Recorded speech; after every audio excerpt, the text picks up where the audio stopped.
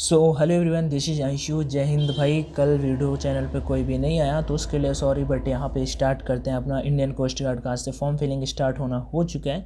So definitely उसके बारे में डिस्कस करेंगे ए टू जेड के, how to form fill and everything, सब कुछ यहाँ पे। पहले आपको इंपॉर्टेंट इंस्ट्रक्शन बता देता हूँ कैसे फॉर्म वगैरह फिल करने हैं, सब कुछ यहाँ पे आपको पता चल जाएगा। तो टेंशन नहीं लेना, वीडियो पे स्टे रहना। पसंद आए तो आप शेयर कर सकते हो, अदरवाइज़ कोई दिक्कत का सीन नहीं है। अपने डॉक्यूमेंट्स को कंप्लीट कर लो, कुछ भी गलती मत करना भाई, कुछ भी गलती मत करना, नहीं तो फिर बाद में कोस्ट गार्ड है, मैं कहता जरूर ये सीडेक करा रहा है, सब कुछ सीडेक करा रहा है। जैसे एयरफोर्स है ना, सेम टू सेम वैसी है। आप में से किसी ने एयरफोर्स का अगर फॉर्म फिल किया है तो डेफिनेटली वो फॉर्म लेके बैठना, आप कर दोगे, फ़ोन से ही अप्लाई कर दो। कि मैं बताता हूँ कैसे क्या करना है। देखो, पहला नंबर सबसे पहले यहाँ पे 3 आइकन पे क्लिक करना है। जैसे हम 3 आइकन पे क्लिक करेंगे तो यहाँ पे कैंडिडेट वाला ऑप्शन आता है। कैंडिडेट वाले ऑप्शन पर क्लिक करने के बाद थोड़ा सा नीचे चलेंगे तो यहाँ पे देखो, मैं पेपर का बता दूँ, लैंग्वेज को लेकर आपको डाउट है तो लैंग्वेज, बोथ लैंग्वेज पे आपका पेपर आएगा, क्योंकि बोथ लैंग्वेज पे आपका नोटिफिकेशन भी इन्होंने दिया है। आज से पहले कभी भी इन्होंने बोथ लैंग्वेज पे नोटिफिकेशन नहीं दिया था। कैंडिडेट सेक्शन पे सबसे नीचे आपको देखने को मिल जाएगा, सबसे नीचे देखो यहाँ पे देखने को मिल जाएगा guideline for filling of online application form. सबसे पहले अपने को इस पर क्लिक करना है, फ़ोन को टर्न कर लेना है भी, उसके बाद आगे बढ़ते हैं। सबसे पहले गाइडलाइन देखेंगे भाई, अपने को जो गलतियाँ नहीं करनी है, क्योंकि फॉर्म आपको एक बार फिल करना है, बार बार नहीं। हाँ, इस बार 250 रुपये चार्ज लग रहा है। अगर आप ये चार्ज पे करोगे डेफिनेटली आपका एडमिट कार्ड आएगा, आपको पेपर देने जाने को मिलेगा और आप क्लियर भी करके इंडियन कोस्ट गार्ड पर जा सकते हो। वन मोर इंपॉर्टेंट थिंग बता देता हूँ, जो ये कहते हैं कि भाई कोस्ट गार्ड अच्छी जॉब नहीं होती, भाई आपको कुछ भी नहीं पता, बहुत अच्छी खासी सैलरी होती है और प्रमोशन एयरफोर्स नेवी पे इतना नहीं होता जितना यहाँ पे होता है। तो डिस्क्रिप्शन, इंस्ट्रक्शन लिख यहाँ पे सब कुछ दे दिया है, मैं बता दूंगा कैसे करना है। रजिस्ट्रेशन पार्ट 1 से स्टार्ट करते हैं, कैसे कि आपको फुल डिटेल्स भरनी है, personal details, registration part 1 for sign up. अब देखो, मैं इससे स्टार्ट करने से पहले भाई कुछ बता देता हूँ, देन यहाँ पे बैग आता हूँ। आप में से जितने भी लोग कोस्ट गार्ड की प्रिपरेशन कर रहे हो, एयरफोर्स नेवी की प्रिपरेशन कर रहे हो, आप लोगों के लिए कुछ है, देन बैग आता हूँ और आपको सब कुछ क्लियर करता हूँ। ठीक है, टेंशन नहीं लेना। थोड़ा सा परीक्षा ऐप के बारे में बात कर लेंगे, उसके बाद मैं यहाँ पे आपका बात करने वाला हूँ उसके बारे में, तो प्लीज़ वेट कर लेना। और आपके फ़ायदे के लिए ही मैं बताने वाला हूँ। डेफिनेटली ये वाले टेस्ट आपको कहीं भी नहीं मिलेंगे, जो न्यू पैटर्न पे आए हैं ना टेस्ट, वो आपको कहीं भी नहीं मिलेंगे। उस वजह से मैं रिकमेंड कर रहा हूँ आप लोगों के लिए। और आपने अगर कभी भी बाई किया, एक बार भी इसमें बाई किया, तो केवल 110 रुपये पे करने पड़ेंगे और उसमें आपको सारे के सारे टेस्ट मिल जाएंगे। जैसे अलाउ कोर्स में मैं गया 3 मंथ, जैसे मैंने सेलेक्ट किया यहाँ पे, कंटिन्यू एंड पे गया। उसके बाद यहाँ पे मान लो कूपन कोड का ऑप्शन आ रहा है, मैं दिखा देता हूँ आपको क्या क्या मिलेगा। वो ये देखो, 10 full length series NDA, air force X, air force X Y, 10 full rally के जितने नाविक डीबी जीडी, सब के सब टेस्ट मिल जाएंगे अगर आपने कभी बाई किया। और ऊपर एनडीए वाले भी आपको टेस्ट यहाँ पे मिल जाएंगे। नहीं बाई किया तो डेफिनेटली मैं रिकमेंड करूँगा, जैसे मैंने बाई कर रखा है SSR AAA का। जैसे कि मैं बोलता हूँ कोस्ट गार्ड का भी मैंने नहीं बाई किया, मैं कर दूंगा। तो जैसे नाविक डीबी का मुझे बाई करना है तो मैं इस पर जाता हूँ और यहाँ पे 100 वाले ऑप्शन पर क्लिक करता हूँ। तो जैसे ही 100 वाले ऑप्शन पर क्लिक करूँगा, 100 के ऑप्शन अलाउ कोर्स का ऑप्शन आ जाएगा, कूपन कोड का ऑप्शन आता है। तो भाई कूपन कोड अपना ऑनलाइन D50 है, आप अपना कूपन कोड डाल सकते हो। डालने के बाद यहाँ पे ऑनलाइन D50, सामने अप्लाई का ऑप्शन था, देखो ये अप्लाई, मैंने अप्लाई किया और कूपन कोड अप्लाइड हो गया। टेस्ट सीरीज़ का प्राइस 140 रुपये हो गए। अब 140 रुपये में भाई 15 टेस्ट ऑनलाइन लगाने को मिल रहा है, इतना नहीं है, टेंशन न लो। अगर आप ऑनलाइन यहाँ पे बाई करोगे ना तो भाई एग्जाम तक और बढ़ जाएंगे। ऑनलाइन टेस्ट लगाओगे, इसमें नेगेटिव मार्किंग नहीं है तो यहाँ पे भी नेगेटिव मार्किंग नहीं है, same to same exam pattern पे क्वेश्चन देखने को मिल जाएंगे। बाकी एज यूर विश, बाई करते समय कूपन कोड का ऑप्शन आएगा तो ऑनलाइन D50 आप डालना पड़ेगा, 50% का डिस्काउंट मिल जाएगा। अपने टॉपिक पे बैक चलते हैं। ठीक है, तो वैसे मैं बता दूं, कोई दिक्कत नहीं है। मैं अनअकैडमी का कोर्स का भी कभी कभी बोलता हूं, लेकिन उसमें ज़्यादा चार्जेस लगते हैं तो आप वो नहीं कर सकते, लेकिन इसमें कोई दिक्कत नहीं है। 140 रुपये होते हैं, वैसे 140 रुपये काफ़ी, लेकिन 140 ज़्यादा भी नहीं होते, क्योंकि हम इतना पे कर सकते हैं और सेल्फ के लिए कर रहे हैं यार, आप ऑफलाइन से बच जाओगे। नेम, अब नेम क्या है, आप अपना 10th का मार्कशीट लेना और रखना है। 10th का मार्कशीट लेना, 12th का नहीं। ठीक है, 10th का ही आप 12th वाला डीबी का फॉर्म डालोगे तो केवल आपको डीबी का मतलब देखने को मिल जाएगा, और जीडी का डालोगे तो भाई जीडी पे तो डीबी भी देना पड़ेगा। तो पहले नंबर 10th का मार्कशीट आपको, ठीक है, 10th का मार्कशीट, और उसमें आपका जो नाम हो वो लिख देना। जैसे मैं कहता हूँ मेरा नाम है आनंद सिंह, मैं करता हूँ आनंद सिंह। फादर नेम आपका है, जो मैं बोलता हूँ मिस्टर रामाश्रय सिंह, तो मिस्टर लिख सकते हो। आपके जैसा सेम टू सेम मार्कशीट में भाई वैसा ही लिख देना है। अब यहाँ पे मैं आपको ये सब कुछ यहाँ पे ये नहीं बता रहा हूँ, ये सारे के सारे इंस्ट्रक्शन दिए हुए हैं, लेकिन कोई दिक्कत का सीन नहीं है, मैंने सब कुछ पढ़ लिया है। यहाँ पे लिखा हुआ है any prefix such as mister और मिसेज, ऐसा कुछ भी नहीं यूज करना है। आपको जैसा वहाँ पे लिखा हुआ है वैसा सेम टू सेम कर देना आपका कुछ भी। और अगर कुछ गलत करोगे फॉर्म फिलिंग में, दिक्कत ना लो, मैं आपको फॉर्म फिल करके भी दिखाऊंगा, वो भी फ़ोन से ही। तो फादर्स नेम कुछ भी गलत कर दोगे ब्रदर तो आपको कोई भी दिक्कत मतलब अपने आप वो एरर बता देगा कि आपका यहाँ पे मिस्टेक हो गया। मदर्स नेम बिल्कुल सेम टू सेम, कोई दिक्कत नहीं। नेशनलिटी आपको इंडियन फिल करनी है। जेंडर आपका मेल रहेगा। मोबाइल नंबर आप अपना डाल सकते हो मेरी तरह 926093 मांगे मुझे पता नहीं है, आप अपना डाल देना। ईमेल आईडी यहाँ पे आप अपना वैलिड ईमेल आईडी पे कभी भी गलती मत करना। कोस्ट गार्ड क्योंकि मोस्टली सीडेक वैसे करेगा तो मेल पे आपके एडमिट कार्ड आएंगे, डेफिनेटली मेल पे एडमिट कार्ड आएंगे, मेरा प्रेडिक्शन है और सही भी है, मुझे ऐसा लगता है और सही भी है। ये भी सेम कंफर्म ईमेल आईडी आपको वही से मतलब कॉपी पेस्ट रिस्ट्रिक्शन वाली टाइपिंग अलाउड, मतलब कि आप कॉपी पेस्ट नहीं कर सकते, उसे आप फिर से टाइप करना पड़ेगा। जनरेट ओटीपी आपका आएगा तो ओटीपी आपके मेल पे जाएगा, एनओटीपी ईमेल आईडी पे आएगा और ओटीपी आपके एसएमएस पे आएगा। आप दोनों में से चाहे जो डालना चाहो डाल सकते हो, but I think email ID वाला वैलिड होगा और आप ये वाला एसएमएस मेल वाला भी कर सकते हो। आगे बढ़ते हैं। कैप्चर कोड आपके सामने है, आपके सामने कैप्चर आ जाएगा तो आपको कैप्चर डाल देना है। उसके बाद कैप्चर वगैरह के बाद आपका registration successful, message and password send on your register email ID. कुछ नहीं होगा, आपका जो नंबर होगा मोबाइल नंबर उसमें एक आपका मैसेज आ जाएगा, ठीक है, और आपका जो पासवर्ड होगा जो वो लोग जनरेट करेंगे वो आपकी डेफिनेटली ईमेल आईडी पे भी चला जाएगा। One more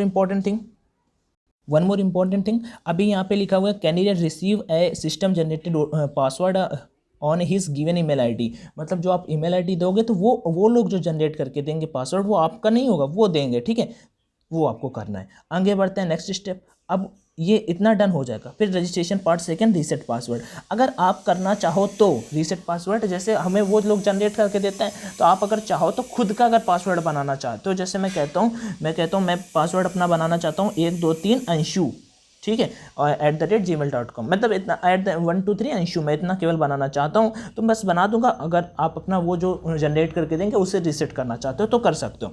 if registering first time as a new candidate sign with the register email ID and system generated password, मतलब आपने कुछ नहीं करना, सेम अपनी ईमेल आईडी और वो जो पासवर्ड आपका मिलेगा उससे आपको वहाँ पे लॉगिन कर लेना है। इस रजिस्ट्रेशन सेकंड की बात कर रहा हूँ। कैप्चर आपको डाल देना है जो वहाँ पे कैप्चर दिया हुआ है। उसके बाद आगे बढ़ते हैं reset password registering time first, मतलब अगर आप रीसेट पासवर्ड करते हो तो डेफिनेटली आपको वाला रीसेट पासवर्ड वहाँ पे फिल कर देना है, डेफिनेटली इतना हो जाएगा। उसके बाद आगे बढ़ते हैं इंस्ट्रक्शन। दिक्कत ना लेना भाई, फ़ोन से फिल करके बताऊँगा, टेंशन ना लेना। रेड इंस्ट्रक्शन, तो यहाँ पे आपको इंस्ट्रक्शन वगैरह कुछ दिए होंगे तो छोड़ो, पर्सनल इन्फॉर्मेशन में आ जाते हैं। तो आप क्लिक एप्लीकेशन फॉर्म, आपके सामने एप्लीकेशन फॉर्म मिल जाएगा जिसमें जो डिस्प्ले पे शो होगा और वहाँ पे आपने जितनी डिटेल्स अभी तक फिल की होगी वो सब कुछ शो वहाँ पे करेंगी। आगे बढ़ते हैं। सेकेंडरी ईमेल आईडी ऑप्शन का होगा, अगर आप दूसरी मतलब ईमेल आईडी डालना चाहते हो तो डेफिनेटली डाल सकते हो। मैं तो रिकमेंड करूँगा कि ब्रदर डेफिनेटली डाल दो। जैसे एप्लीकेशन फॉर्म का पंगा हो जाता है कि कभी कभी हम नहीं डाउनलोड कर पाते हैं, अभी जो डीबी की एग्ज़ाम चल रहे हैं उसका नहीं कर पा रहे हैं, तो उस वजह से। अल्टरनेट मोबाइल नंबर ऑप्शनल है, अगर डालना चाहो तो डाल सकते हो, नहीं तो कोई दिक्कत नहीं, पापा का डाल सकते हो अपने, या फिर आपका कोई दूसरा हो तो डेफिनेटली डाल सकते हो। आधार नंबर भी ऑप्शनल है, लेकिन आपको आधार नंबर मेरे अकॉर्डिंग डाल देना चाहिए। आइडेंटिटी प्रूफ के लिए आधार नंबर ही बेस्ट होता है। और उसके बाद उसके बारे में भी यहाँ पे आपको फ़ोटो वगैरह अपलोड करनी पड़ेंगी, वो नीचे करनी पड़ेंगी। फ़ोटो आइडेंटिटी कार्ड, ये देखो यहाँ पे फ़ोटो आइडेंटिटी कार्ड में अपना आधार कार्ड ही डालना, Aadhaar card, driving licence, PAN card होते पैन कार्ड कर सकते हो, एज योर विश, बट जो आपके पास हो वो आपको यहाँ पे कर देना है। फ़ोटो आइडेंटिटी कार्ड नंबर, आधार कार्ड का नंबर डाल देना, पैन कार्ड का नंबर डाल देना, जो भी आप अपलोड करना है। Confirm photo identity card only, मतलब कि नंबर वनली टाइपिंग नंबर। अब जैसे आधार कार्ड करोगे तो उसका जो नंबर है, मैं जैसे अपना बोलता हूँ कि 70 10 27 43 और 94, 2 डिजिट मुझे याद नहीं, ठीक है, ऐसा कुछ। Note, please provide the photo identity card number in online application, तो जो आपका होगा आप प्रूफ वाला वहाँ पे अपलोड करना है, कोई दिक्कत नहीं है। आइडेंटिफिकेशन मार्क, ठीक है, आपके लाइक जो भी आपका आइडेंटिफाई करना, लाइक मैं बोलता हूँ मेरे कान के बगल में एक तिल है तो मैं लिख दूंगा a black mole on my right ear, ठीक है, या फिर आपका कहीं हाथ कटा है, पैर कटा है, कुछ भी स्पॉट है आपके चेहरे पर, कहीं किसी के नहीं भी होता, बट कहीं ना कहीं का लिख देना यार, छोटा मोटा 2 लिखने होते हैं। यहाँ पे देखो 2 लिखा हुआ है। कैटेगरी कम्युनिटी, आप किस कैटेगरी से आते हो वो यहाँ पे आपको सिलेक्ट करना पड़ेगा। जनरल से आते हो, ईवीएस में हो, जनरल में ईवीएस आता है, ओबीसी हो, एससी हो, एसटी हो, या फिर और कुछ हो, ईवीएस, ओबीसी, ठीक है, एससी एसटी रिलैक्सेशन मिलेगा उनको, जो एससी एसटी कैंडिडेट हैं। आगे बढ़ते हैं। Date of issue of community certificate, आपको कम्युनिटी सर्टिफिकेट, जाति प्रमाण पत्र आपको अगर लगाना है, अगर आपको छूट चाहिए तो वहाँ पे आपको लिखा हुआ है relaxation ensure that certificate should have been issued earlier than the closing date, मतलब क्लोजिंग डेट से पहले आपका वो इश्यू हुआ हो, ठीक है। क्या सर्टिफिकेट नंबर यार, सर्टिफिकेट कौन सा, कम्युनिटी सर्टिफिकेट। आगे बढ़ते हैं। यहाँ पे आपका validity of the community certificate if applicable, यहाँ पे वो भी दिया, और candidate calendar display to the select date वहाँ पे लिखा हुआ है। आपने एप्लीकेशन फॉर्म पे मैंने सब कुछ क्लियर कर दिया था कि आपको कितने ईयर से कितने टाइम के बीच में चाहिए, उसमें डेट वगैरह भी दिया हुआ था कि कब से कब के बीच में बना हुआ है। तो आप अगर कोई भी डाउट आता हो इसके रिगार्डिंग तो देख सकते हो वीडियो, आपका डाउट क्लियर हो जाएगा। बट गलती मत करना, upload community certificate if you have, definitely आपको अपलोड करना पड़ेगा। जाति प्रमाण पत्र, उसका साइज भी दिया हुआ है 40 KB to 60 KB के बीच में होना चाहिए। डेट ऑफ बर्थ आपका, जो आपका डेट ऑफ बर्थ आपको फिल करना है, जैसे कि आपका जो एग्जैक्ट राइट मतलब है, मैं अपना बोलता हूँ जैसे कि 20 और फिर 20-3 और फिर आगे मैं भूल गया कुछ ऐसा, ठीक है। तो आपके सामने जो भी हो 2001, 2002, 2003 या फिर 2000 आप डेफिनेटली फिल कर सकते हो। अपलोड डीओबी प्रूफ, डीओबी का प्रूफ आपको अपलोड करने के लिए मैं तो कहूँगा मार्कशीट अपलोड कर देना, आधार कार्ड कुछ भी अपलोड कर सकते हो, जो जेन्युइन होगा वही आएगा। और for SC ST OBC candidate अगर आपको चाहिए तो डेफिनेटली यहाँ पे एज रिलैक्सेशन के लिए यहाँ पे लिखा हुआ है कि आपका एज इतने इतने के बीच में होना चाहिए, आप पढ़ सकते हो, कोई दिक्कत नहीं है। Are you claiming any age relaxation, अगर आपको एज रिलैक्सेशन चाहिए तो यहाँ पे इस तरह के ये जो डॉक्यूमेंट्स हैं यहाँ पे देखो, आपका यहाँ पे लिखा भी हुआ है कि 1 फरवरी 1997 से लेके 2006 के बीच में आपका डीओबी होना चाहिए, बाकी कोई दिक्कत नहीं है। आगे बढ़ते हैं, फॉर व्यूअर के क्लेम्ड, आगे ये कोई दिक्कत नहीं है। यहाँ पे आपको auto select on any community choice fees exemption is एडमाइजर वन यूनिवर्सिटी, जो आपका जो SC ST कैंडिडेट वाले हैं उनको आई थिंक फीस भी पे नहीं करना है। आगे बढ़ते हैं, सेलेक्ट एम्प्लॉयमेंट, अगर आप कहीं भी मतलब काम करते हैं लाइक उसमें कोस्ट गार्ड वगैरह तो वो सब भर सकते हो। और you serving coast guard personnel और सिविलियन, तो ये सब की सब चीज़ें अगर आपने कभी कोस्ट गार्ड वगैरह पे काम किया तो डेफिनेटली यस नो कर सकते हो, अदरवाइज कोई दिक्कत का सीन नहीं है। अभी सबसे बड़ी चीज़ आती है पोस्ट सिलेक्शन का, पोस्ट आपको फिल करना है। अब इसमें कोई भी गलती मत करना, मैं कहूँगा अगर आप केवल 10th पास हो भाई, ठीक है, 10th पास हो आप तो आप केवल DB के लिए फॉर्म फिल कर सकते हो, और 12th पास हो तो GD के लिए कर सकते हो। इसमें क्या लिखा हुआ है सबसे नीचे, कि सबसे नीचे वाला इंपॉर्टेंट पॉइंट है, only one post can be selected from selected 1st to 5th as per your qualification. आप कर सकते हो केवल एक पोस्ट को, तो या तो DB को करो या GD को करो या यांत्रिक को करो। मैं कहूँगा कि भाई अगर आप में से जितने हो मोस्टली GD वाले हो गए तो GD पे ध्यान देना, GD पे ध्यान देना, क्योंकि GD वालों को DB भी देना पड़ेगा और DB वालों को केवल DB देना पड़ेगा, लेकिन DB में वैकेंसीज़ कम है भाई, बाकी GD पे अच्छी खासी वैकेंसीज़ हैं। आगे बढ़ते हैं, और बाकी पेपर तो देना तो सभी को पड़ेगा, तभी मैं कह रहा था कि DB की टेस्ट सीरीज़ ज़रूर आपको लगानी पड़ेगी। आप यांत्रिक का दो, आप GD का दो या DB का दो, आपको यांत्रिक का पहले DB का पेपर तो देना ही पड़ेगा, उसके बाद GD पे पहुँचोगे। रजिस्ट्रेशन पार्ट 3, जो फाइनली पार्ट 3 आता है आपको अप्लाई करने के लिए, वो यहाँ पे आ जाता है। वो क्या है यहाँ पे देख के आपको बताता हूँ। अब यहाँ पे नीचे दिया हुआ है कि कैसे आपको DB GD यानी यांत्रिक के फॉर्म फिल करने हैं, ठीक है। क्वालिफिकेशन वगैरह के यहाँ पे दिया हुआ, जैसे क्वालिफिकेशन आपका बात कर लेते हैं नाविक DB के बारे में, तो 10th क्वालिफाई होना चाहिए, एजुकेशन उसी बोर्ड से। नाविक GD का 12th पास आपको होना चाहिए, यांत्रिक के लिए आपको डिप्लोमा वगैरह होना चाहिए। अब यहाँ पे 10th अप्लाइंग, अगर आप हो 10th पास कैंडिडेट तो आपको कैसे फिल करना है, जैसे जब अब यहाँ पे तीनों का दिया हुआ है, लेकिन जैसे मैं 10th का बोलूँगा तो आपके पास क्या होना चाहिए, have you been declared as pass in class और 10th, तो आपको यस कर देना। सेलेक्ट बोर्ड, आपको सेलेक्ट करना किस बोर्ड से हो। यहाँ पे please indicate marks indicate in marksheet as per percentage of CGP, आपको अपने परसेंटेज भी यहाँ पे फिल करने होंगे। Enter the subject of the numbers, number wise आपको टोटल नंबर्स की सब्जेक्ट में कितने नंबर है वो सब करना पड़ेगा। ग्रेड सिस्टम है तो मार्कशीट में वो भी लिखना होगा। एग्रीगेट 10th में कितने परसेंटेज है वो भी लिखना होगा। Fill in all subject with marks as per scored, all subject के मार्क्स लिखने होंगे total. Aggregate in grade 10th जितने भी हों, तो देखो ये वाली चीज़ इंपॉर्टेंट है यहाँ पे, जो को मैं बताता हूँ। In case of CGP on your grade you need to submit aggregate percentage up to 3 decimal places without rounding off. If your aggregate percentage is 63.3 then you have to fill 63.377। Okay समझ गया, and not 363। Okay समझ गया भाई। देखो यहाँ पे क्या है कि जैसे एक सेकेंड 6373 आपको कम से कम 3 डिजिट बाद में लिखने हैं, बस ये याद रखना। पॉइंट के बाद जैसे मैं बोलता हूँ आपका 85% है, जैसे मैं बोलता हूँ मेरा 85% है तो मुझे 85.4446 मतलब ऐसा लिखा जाता है, तो ये 6 नहीं लिखना, केवल 3 डिजिट बाद में लिखना है अगर लिखना चाहते हो, नहीं तो एग्जैक्ट लिख सकते हो। Aggregate percentage based on conversation formula from GATE. CGP आपके 10th के बेसिस पे मतलब होंगे 12th के। Uploading of grade 10th marksheet आपको 10th का अपलोड करना पड़ेगा। सर्टिफिकेट नंबर आपको वहाँ पे अपलोड करना पड़ेगा, जैसे यूपी बोर्ड से हो तो सर्टिफिकेट नंबर उसी में होता है, फिर से आपको वही अपलोड कर देना है। Grade 10th certificate, any additional marksheet for particular subject, आपने अगर दोबारा का भी 10th-12th किया तो डेफिनेटली आप फिर से वही अपलोड कर सकते हो, नहीं तो कोई दिक्कत का सीन नहीं है। Date of issue of the grade 10th marksheet किस तारीख को किया गया था, तो वो तो सबसे नीचे भी लिखा हुआ है आपका मार्कशीट। जब आप देखोगे ना मार्कशीट तो भाई देखना सबसे नीचे पे आपका मार्कशीट जब इश्यू किया जाता है तो उसका डेट भी लिखा होगा वहाँ पे। आगे बढ़ते हैं for candidate of 10th 12th applying for Navik GD के लिए बिल्कुल सेम टू सेम है यार, जीडी के लिए बिल्कुल सेम टू सेम है। यहाँ पे आपका 12th का मार्कशीट और बाकी सबको जितना परसेंटेज बनता हो वो सारी की सारी चीज़ें आपको अपलोड करनी है। उसके बाद यहाँ पे आपको फाइनली यांत्रिक के लिए आ जाता है आपका डिप्लोमा वगैरह के लिए पर्सनल डिटेल्स, और उसके बाद वो सारी की सारी चीज़ें ईयर और अपग्रेड और कितने परसेंटेज बनता है। उसके बाद फाइनली कम्युनिकेशन डिटेल्स अपने को फिल करनी है। जो आपकी फाइनली जो कम्युनिकेशन डिटेल्स हैं वो यहाँ पे क्या क्या बन जाती हैं वो आके देख लेते हैं। हाउस स्ट्रीट नंबर आपको डालना है अपना, मतलब कि आपका मकान नंबर कौन सा है, घर नंबर कौन सा है वो आपको डालना है। लैंडमार्क आपका कौन सा है, ठीक है। Phone number area code optional है, अगर आपके पास है फ़ोन नंबर कोई तो डाल सकते हो। कंट्री इंडिया रहेगा, सिलेक्ट स्टेट में उत्तर प्रदेश फिल कर देंगे। आगे बढ़ते हैं, डिस्ट्रिक्ट अपना भर देंगे, कानपुर डाल देना, और सब डिस्ट्रिक्ट डाल सकते हो, नहीं तो कोई ज़रूरी नहीं है। पिन कोड आपको अपना सही डालना है, पोस्ट ऑफिस आपको सही डालना है क्योंकि ज्वाइनिंग लेटर आपका यहीं पे आएगा अगर पोस्ट के थ्रू आता है, अदरवाइज़ वो तो भेजेंगे ना नेवी की तरह, वो करा सकते हैं। प्रेजेंट एंड कम्युनिकेशन एड्रेस अगर आप चाहो तो बिल्कुल सेम भी कर सकते हो, सेम वही वाला आपको डाल देना है। बाकी नहीं तो अगर आपके सामने कुछ कम्युनिकेशन के लिए, लाइक आप गांव पे रहते हो अभी सिटी पे कोचिंग कर रहे हो, तो आप चाहो कि भाई मेरा ज्वाइनिंग लेटर सिटी पे ही आए, तो डेफिनेटली आप यहाँ पे दूसरा एड्रेस फिल कर सकते हो, तो वहाँ पे भी आ जाएगा। आगे बढ़ते हैं, कम्युनिटी कंट्री वगैरह भरने के बाद सेम टू सेम वही चीज़ें हैं जो ऊपर, और उसके बाद यहाँ पे देखो आ जाता है पोस्ट ऑफिस का डोमिसाइल आपको सेलेक्ट कर लेना। उसका recruit zone of the candidate पर डोमिसाइल, नॉर्थन जोन स्टेट के, यहाँ पर भी स्टेट दिया हुआ है कि इन स्टेट्स के। वैसे मैंने सेंटर्स का भी एक वीडियो बनाने कि कौन कौन से सेंटर्स होने वाले हैं। नॉर्थन जोन पे सारे के सारे चीज़ें दी हुई, आपको यहाँ पे सेंटर्स वगैरह भी सिलेक्ट कर देने हैं। एडिशनल डिटेल्स, अगर आपके पास एनसीसी का एबीसी सर्टिफिकेट है देन आपको भरना है यहाँ पे, हाँ NCC certificate number and year आपको डालना है यहाँ पे।